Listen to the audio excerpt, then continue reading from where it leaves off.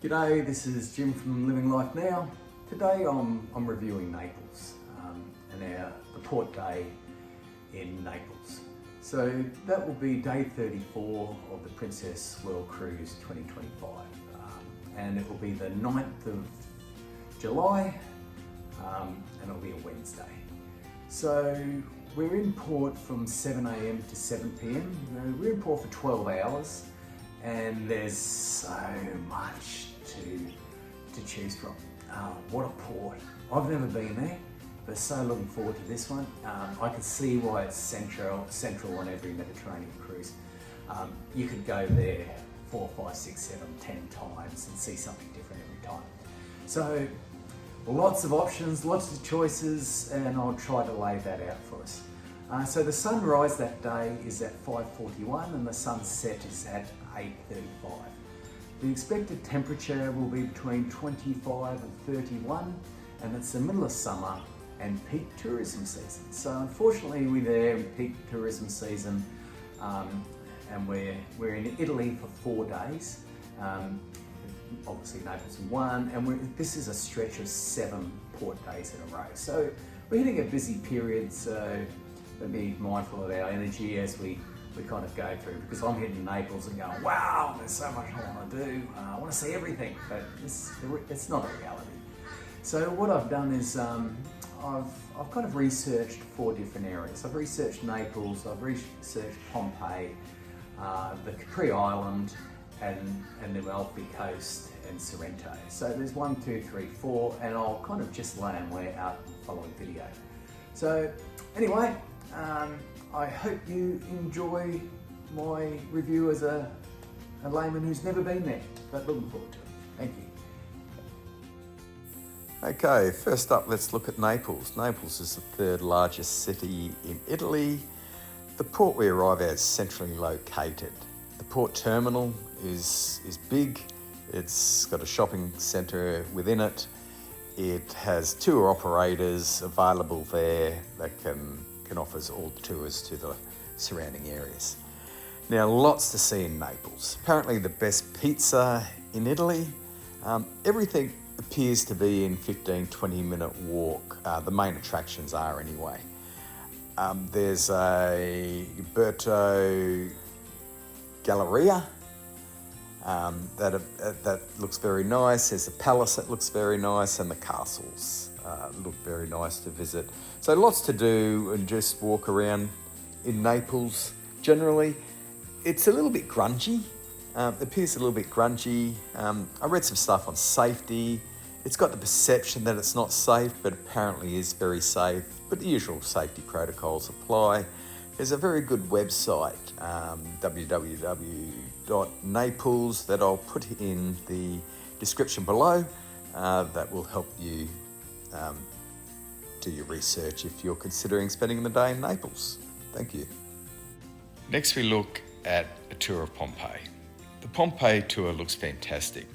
It provides a capture of a point in time of 79 AD when Mount Vesuvius erupted, destroying the ancient Roman city whilst preserving it.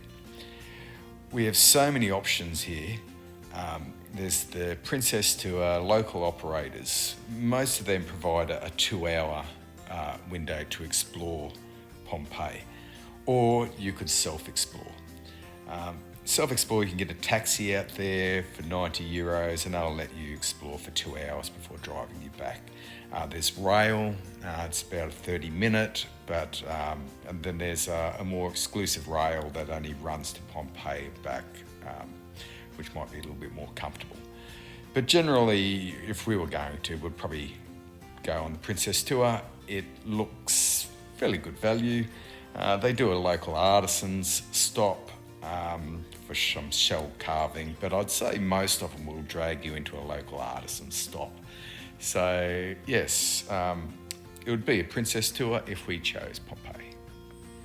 Capri Island looks amazing as well. It is a 50-minute ferry ride from Naples and has a population of 7,000 and receives approximately 20,000 tourists a day in peak season. And yes, we'll be there in peak season. It looks like you need a full day to explore Capri.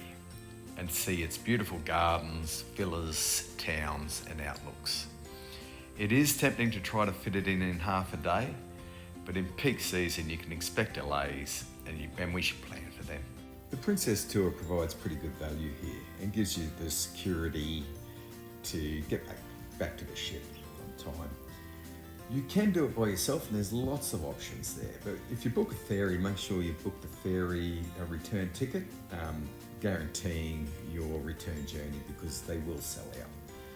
Once you get to the ferry terminal, the Marina Grande, you can get either a taxi, a funicular, a chairlift, or it's a strenuous 25-minute walk uphill to the lookout. Now, the lookout is the main attraction here in the town of Capri. Once you're there and you want to explore further afield, you still need to get further transportation to see the other beautiful spots. The Blue Grotto looks fantastic also, but it's so weather dependent. It's best to be seen at midday on a clear day.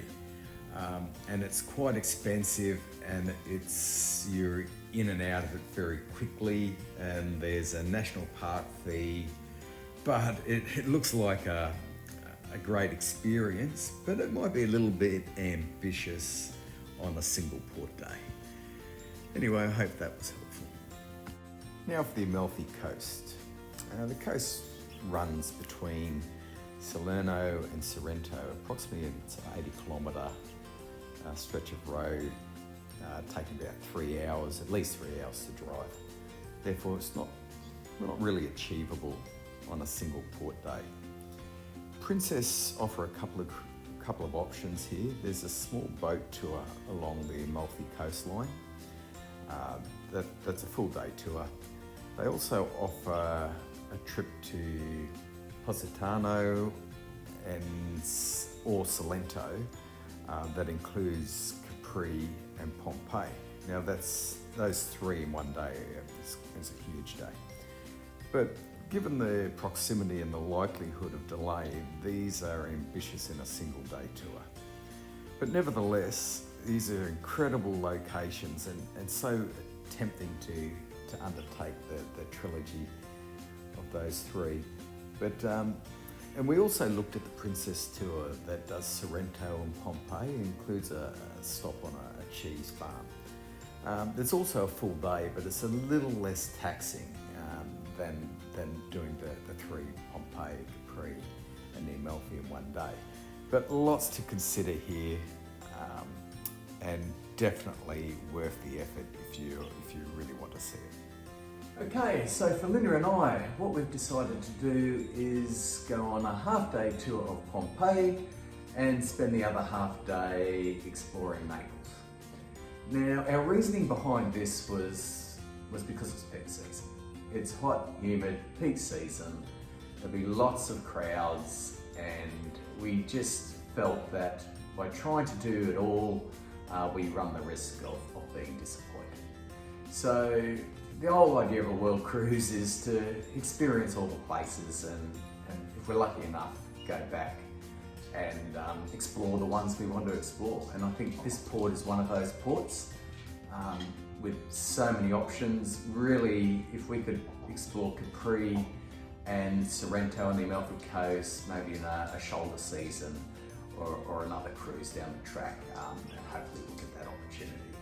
Okay, so please feel free to leave a comment, especially if you've been there and you've experienced it. It'd be greatly appreciated because it's a really tough port to kind of pinpoint what to do. All right, thank you.